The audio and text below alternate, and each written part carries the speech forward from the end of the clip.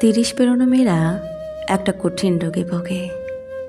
বয়সন্ধির মতো 30-এর পরের জীবনেরও একটা নাম থাকা উচিত। বুড়িও না বা চুরিও না, অদ্ভুত একটা বয়স।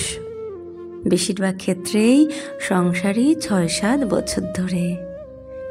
2-3 সন্তানের মা হলেও মনের ভেতরকার কিশোরীটা কোথাও যেন রয়ে যায়।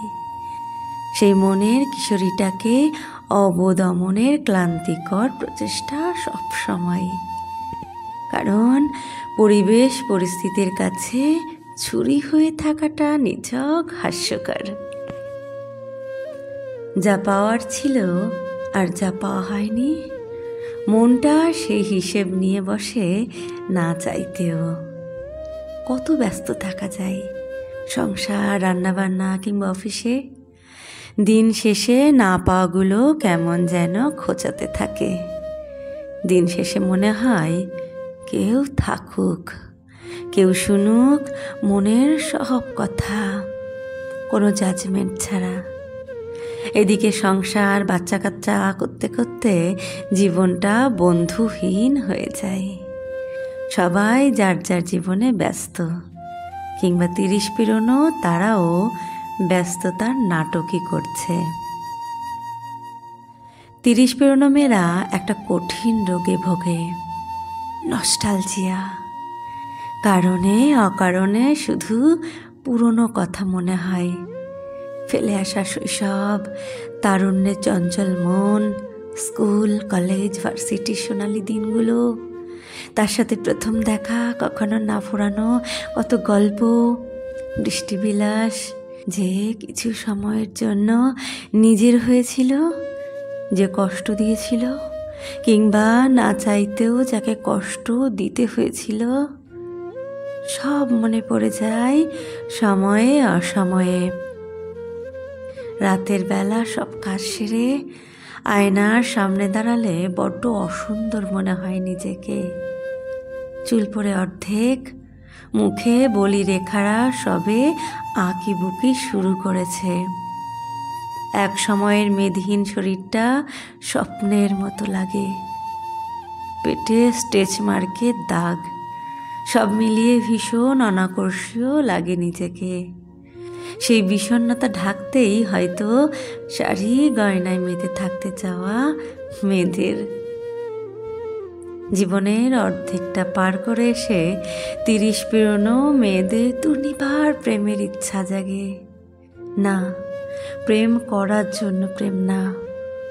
মনে হয় কেউ থাকুক, কেউ শুনুক সব কথা। আবার কারো আকর্ষণের কেন্দ্রবিন্দু হতে মন চাই। মনটা আবার সব নতুন করে শুরু করতে চাই। মন নতুন কাউকে চায় না, পুরাতন মানুষটাকেই আবার নতুন করে চাই। আবার তার চোখের তারা হয়ে থাকার বড় স্বাদ হয়। সংসার, বাস্তবতা সব অস্বীকার করতে চায় মনটা মাঝে মাঝেই। 30 পেরোনো মেয়ের বাবা মায়ের কথা খুব মনে পড়ে। সেই জীবনটা খুব মনে পড়ে প্রতিনিয়ত। অনেকের বাবা মা হয়তো এতদিন ভগবানের কাছে, যাদের আছে কাছে দূরে। যা করতে ইচ্ছা করে তাদের জন্য চাইলেই করা যায় না। শুধু মেয়ের বাবা মা বলে অধিকার বোধ সীমিত করে রাখতে হবে, ব্যাপারটা খুব ভাবায়। নিজের সন্তানকে আঁকড়ে অন্যরকম সমাজে প্রত্যাশা করে 30 পেরোনো মন। 30 পেরোনো মেয়ে বিয়ে করেনি, বাচ্চা হয়নি, ডিভোর্সি, শুভাকাঙ্ক্ষীর অভাব নেই। অথচ এই 30 পেরোনো মেয়ের বাচ্চা হওয়ার পর তার মনের খবর কেউ রাখে না। বিয়ের পর মেয়েটা কিভাবে অ্যাডজাস্ট করছে নতুন সংসারে, কে কবে জিজ্ঞেস করে? আজকাল নতুন স্লোগান মেয়েদের ফাইন্যান্সিয়াল ইন্ডিপেন্ডেন্সের। 30 পেরোনো মেয়েটা বুঝে যায় এই ইন্ডিপেন্ডেন্সের সাথেও অনেক কিছু হারাতে হয়। সময় অথবা অর্থ, যে কোনো একটাই পাওয়া যায়। আর শুধু ফাইন্যান্সিয়ালি ইন্ডিপেন্ডেন্ট হলেই কি সমাজ ইন্ডিপেন্ডেন্স দেয়? মেয়েরা কখনোই সমাজের দাসত্ব থেকে পুরোপুরি বের হতে পারে না। 30 পেরোনো মেয়েটার মাঝে মাঝেই খুব একা থাকতে মন চায়, নিজের মতো করে, নিজের জন্য। পর মুহূর্তেই সন্তানদের জন্য মন কাঁদে। মায়েরা সবচেয়ে ভয় পায় মৃত্যু। শত অভিমানেও সে বেঁচে থাকতে চায় তার সন্তানদের জন্য, অন্তত যতদিন সন্তানদের জীবনে তার প্রয়োজন আছে ততদিন। চিৎকার করে কাঁদতে বড় স্বাদ হয়, সেই কান্না কেউ শুনতে পাবে না, এমন জায়গা খোঁজার অভিযানেই মনে হয় জীবনটা পার হয়ে যায়। 30-এর কাছে এসে মেয়েদের সবুজ মনটা আস্তে আস্তে নীল হতে শুরু করে।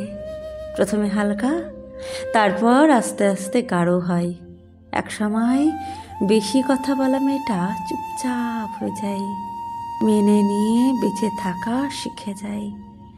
পান থেকে চুন খসতে যে মেয়ের চোখের পানি, নাকের পানি এক হয়ে যেত, এখন তার নিঃশব্দ কান্না খুব কাছের না হলে কেউ টের পায় না। 30 পেরোনো মেয়েগুলো ব্যালেন্স করতে করতে নিজেদের কথা ভুলে যায় কি করলে ভালো লাগবে, ভুলে যায় মনটা কি চায়। 30 পেরোনো শরীরটাও আগের মতো সাপোর্ট দেয় না। 2-3 বার করে 8-9 দিন না, 9 মাস পেটে রাখা সহজ নয়। অপারেশনের ধকল, মেরুদণ্ডে দেওয়া ইঞ্জেকশন শরীরটাকে অকেজো করে দেয়। ভাঙা কোমর নিয়ে দিব্যি রান্নাবান্না, বাচ্চার দেখাশোনা, ঘরের বাইরের কাজ, জার্নি সব করে যায়। সবার বাসায় বয়োজ্যেষ্ঠ কেউ না কেউ থাকেন অসুস্থ। তাদের অসুস্থতার কাছে নিজের কষ্টগুলো নস্যি ভেবেই মেয়েগুলো কষ্ট সহ্য করে, কিংবা কে কি ভাবলো সেই চিন্তা।